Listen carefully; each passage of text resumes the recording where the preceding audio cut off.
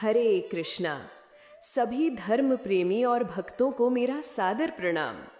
आज का ये वीडियो आपके जीवन को अध्यात्म और भक्ति से जोड़ने वाला है, क्योंकि आज हम बात करने जा रहे हैं एक ऐसे महीने की जो सिर्फ पंचांग का हिस्सा नहीं बल्कि पूरे वर्ष की आध्यात्मिक यात्रा की दिशा तय करता है। हम बात कर रहे हैं आषाढ़ मास की।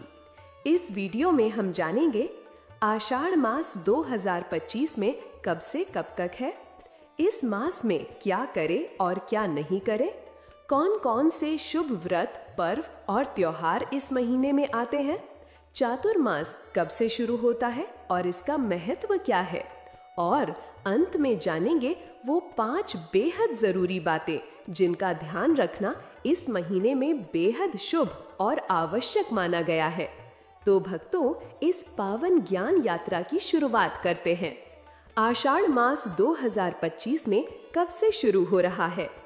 आषाढ़ मास 2025 में 12 जून से शुरू होकर 10 जुलाई 2025 तक रहेगा, उत्तर भारत के अनुसार। दक्षिण भारत में ये कुछ दिन पहले शुरू हो सकता है, क्योंकि वहां अमावस्यांत पंचांग चलता है। आषाढ़ मास हिंदू पंचांग का चौथा महीना है और इसे वर्ष का अत्यंत धार्मिक और आध्यात्मिक महीना माना जाता है, क्योंकि इसी मास से चातुर्मास की शुरुआत होती है। एक ऐसा काल जब स्वयं भगवान विष्णु योग निद्रा में चले जाते हैं। तो भक्तों, आषाढ़ मास के शुभ व्रत और त्योहार। इस मास में कई प्रमुख धार्मिक पर्व और उपवास आते हैं जो आत्मा को शुद्ध करने वाले माने जाते हैं। एक योगिनी एकादशी 21 जून 2025। इस दिन व्रत करने से 84 लाख योनियों से मुक्ति और सभी पापों का प्रायश्चित होता है। 2 देवशयनी एकादशी या पद्मा एकादशी 5 जुलाई 2025। इस दिन से चातुर्मास की शुरुआत होती है। यह दिन विष्णु भक्तों के लिए अत्यंत शुभ माना गया है। भगवान विष्णु शेषनाग पर योग निद्रा में चले जाते हैं और 4 महीने तक इसी स्थिति में रहते हैं। इस व्रत को करने से समस्त पाप समाप्त होते हैं और मोक्ष की प्राप्ति होती है। 3 गुरु पूर्णिमा 10 जुलाई 2025।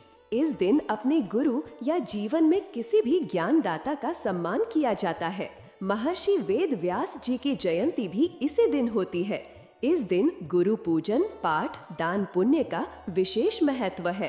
तो चलो अब सुनते हैं चातुर्मास की शुरुआत कब और कैसे करें। चातुर्मास का अर्थ है 4 महीने जो आषाढ़ शुक्ल एकादशी से लेकर कार्तिक शुक्ल एकादशी तक रहते हैं। इन 4 महीनों में भगवान विष्णु योग निद्रा में रहते हैं और इस समय को आध्यात्मिक साधना, संयम, तपस्या और सेवा के लिए आरक्षित माना गया है। चातुर्मास में क्या करें? 4 महीने तक व्रत रखें, खासकर एकादशी व्रत। कथा श्रवण, भागवत पाठ, भगवत गीता का अध्ययन करें। मांस, मदिरा, अनाचार का त्याग करें। ब्रह्मचर्य का पालन करें। तुलसी सेवा, ब्राह्मण सेवा, गौ सेवा करें। इस दौरान क्या न करें? कोई मांगलिक कार्य न करें। विवाह, मुंडन, गृह प्रवेश, नया मकान लेना सब वर्जित माने जाते हैं।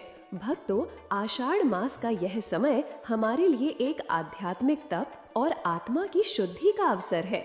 अगर हम थोड़ी सी भक्ति, थोड़ी सी सेवा और थोड़ी सी साधना कर लें तो भगवान स्वयं हमारे जीवन में उतर आते हैं। भगवान विष्णु योग निद्रा में तो चले जाते हैं, लेकिन अगर हमारा मन जागरूक और प्रेम से भरा हो तो वो कभी हमसे दूर नहीं रहते। इसलिए आओ इस आषाढ़ मास को सिर्फ पंचांग की एक तिथि न माने, बल्कि एक आत्मिक संकल्प माने, एक शुरुआत, एक नई दिशा की ओर। हरे कृष्णा।